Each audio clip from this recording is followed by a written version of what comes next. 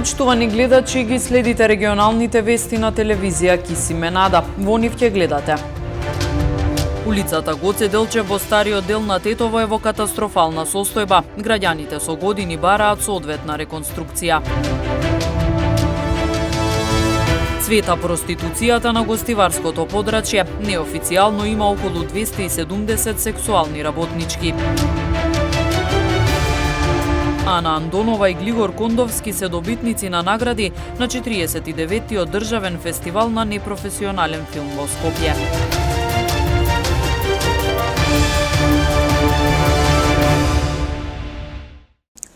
Улицата Гоце Делчев во стариот дел на Тетово е во катастрофална состојба. Граѓаните кои живеат во тој предел со години се жалат и бараат соодветна реконструкција. Токму таа реконструкција се најавува пред секои избори, но досега никој не ја исполнил.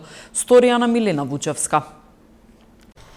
1 километар градска улица со години чека реконструкција која се најавува пред секои избори. Улицата Гоце Делчев која ги поврзува населбите од стариот дел на Тетово, дел е со бекатон плочки, дел со калдрма, поставена веројатно уште во османлискиот период.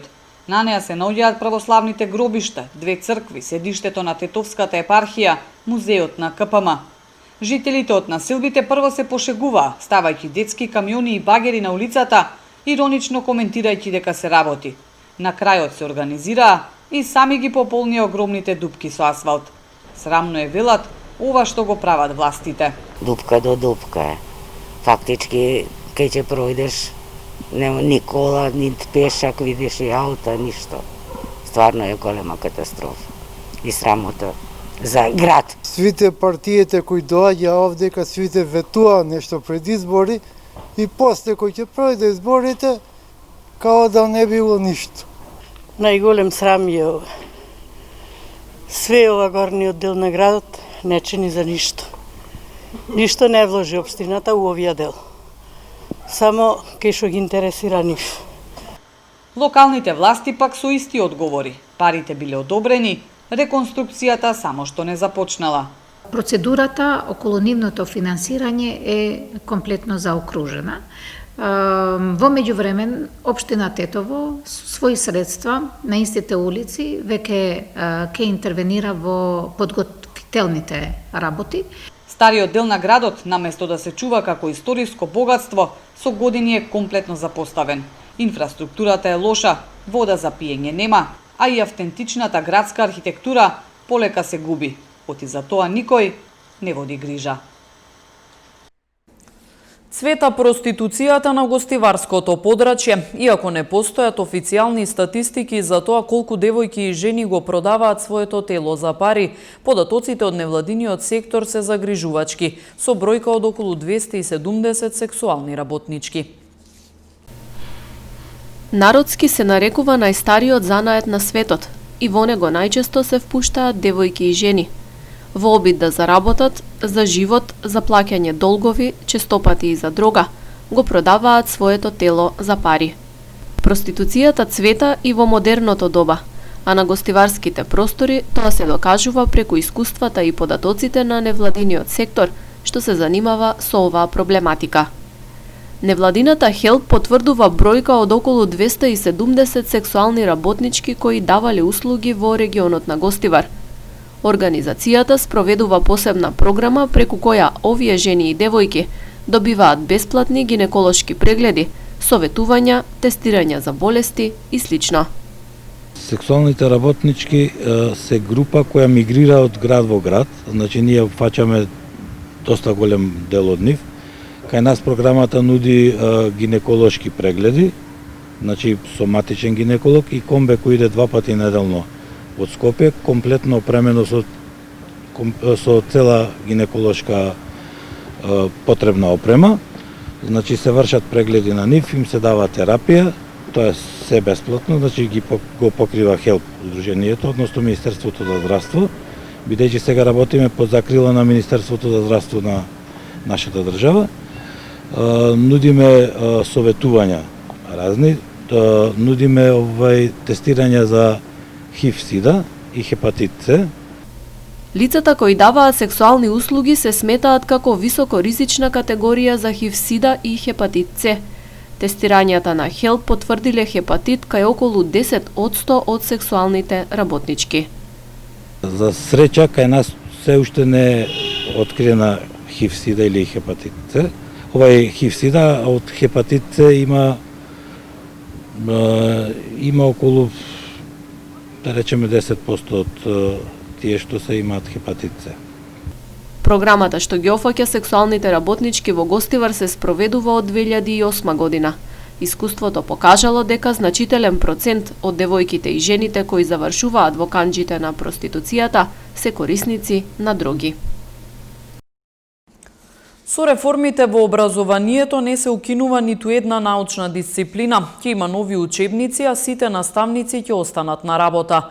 Ова го соопшти министерката за образование и наука Мила Царовска на денешната пресконференција по низата реакции во јавноста.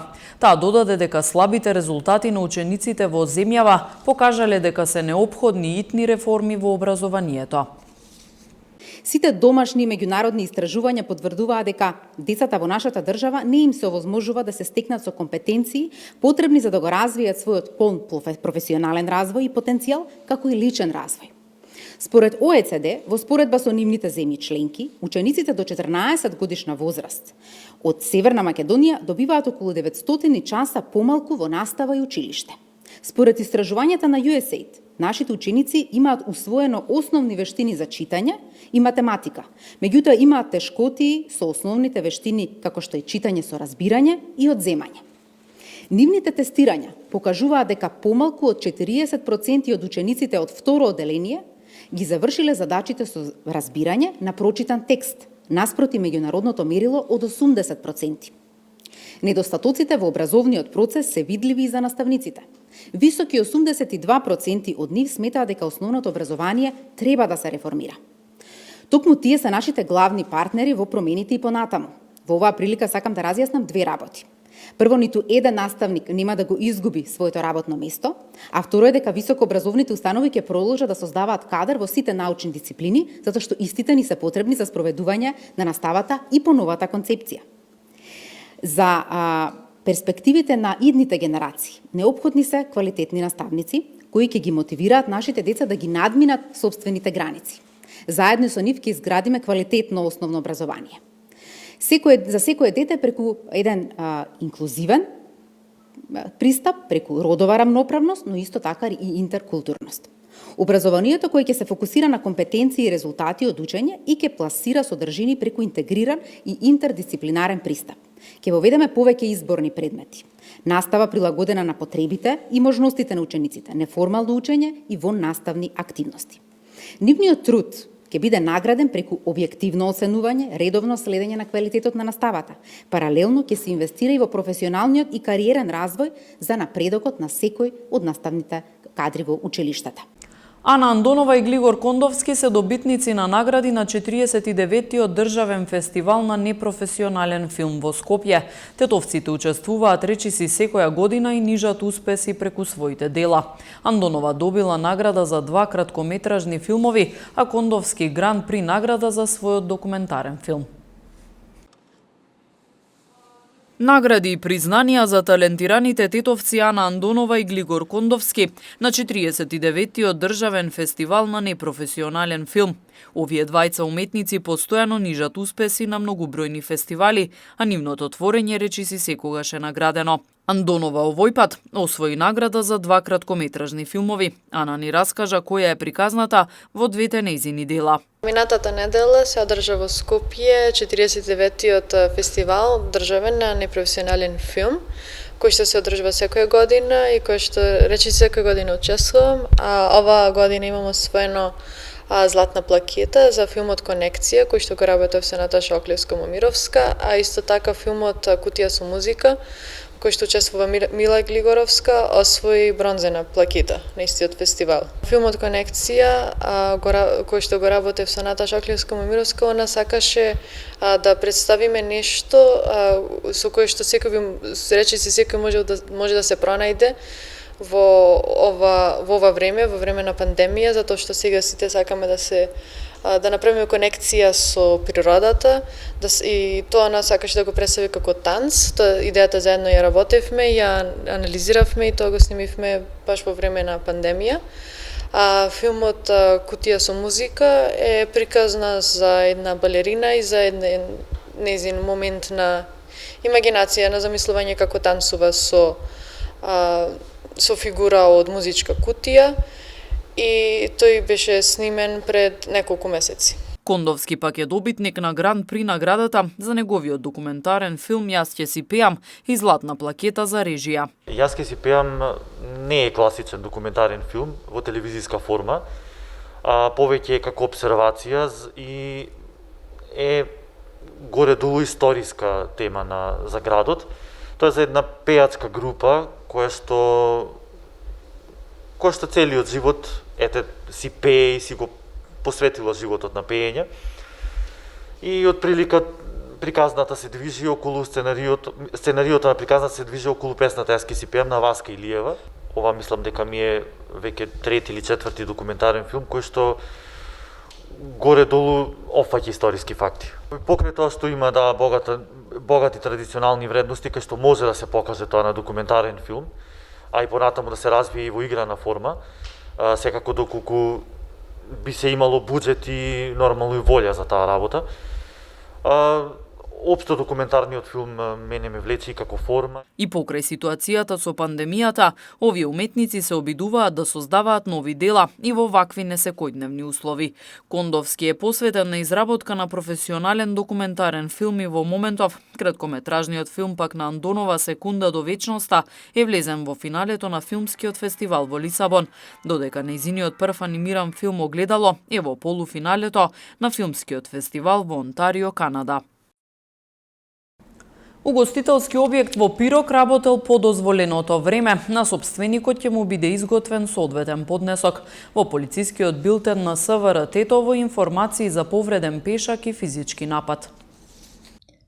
Ноќеска половина час по полноќ полициски службеници на СВР Тетово констатирале дека угостителски објект во Тетовски Пирок, собственост на 45 годишник, работел по дозволеното време и во него се наоѓале неколку лица, поради што на собственикот ќе му биде изготвен соодветен поднесок по член 206 од Кривичниот законник за сторено кривично дело, непостапување според здравствени прописи за време на епидемија. Собственикот денеска е повикан во полициската станица Тетово за расчистување и документирање на случајот. Во изминатото деноноќе 41 лица, од кои 20 во Тетово и 21 во Гостивар, се казнети за неносење заштитни маски. Во овој период на 85 лица во Тетовско и 23 лица во Гостиварско изготвени им се нови решенија за изолација од Државниот санитарен и здравствен инспекторат, а при извршените контроли на лица со вакви решенија не било констатирано непочитување на истите. 59-годишникот Тетовско Джепчиште вчера во СВР Тетово пријавил дека на регионалниот пат во Джепчиште физички бил нападнат од 54-годишник од истото село. Пријавениот повикан е во полициската станица Тетово и по целосното расчистување на случајот ќе му биде изготвен поднесок. Вчера на регионалниот пат Тетово-Пирок во Тетовско Боговиње, патничко моторно возило Пежо со скопски регистерски ознаки, што го управувала 26 годишна жителка на Боговиње, удрило во малолетно девојче пешак од ова село. Повреденото девојче пренесено е во Тетовската клиничка болница за укажување лекарска помош. Увид извршила екипа од СВР Тетово. 55-годишна Тетовка вчера во СВР Тетово пријавила дека претходниот ден на улица Борис Кидрич во Тетово била касната од куче бездомник. Вчера во периодот од 8 до 16 часот на поширокото гостиварско подрачје спроведена е засилена акцијска контрола за престигнување. Во рамките на оваа контрола вкупно биле откриени 18 прекршоци, кои биле заокружени со законски предвидените поднесоци.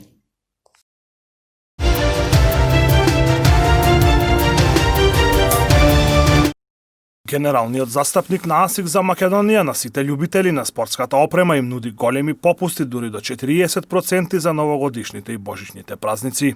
Попустите се однесуваат на комплетниот асортиман од обувките па се до текстилните производи во продавницата на ASICS Македонија во Скопје Сити Мол на вторкат.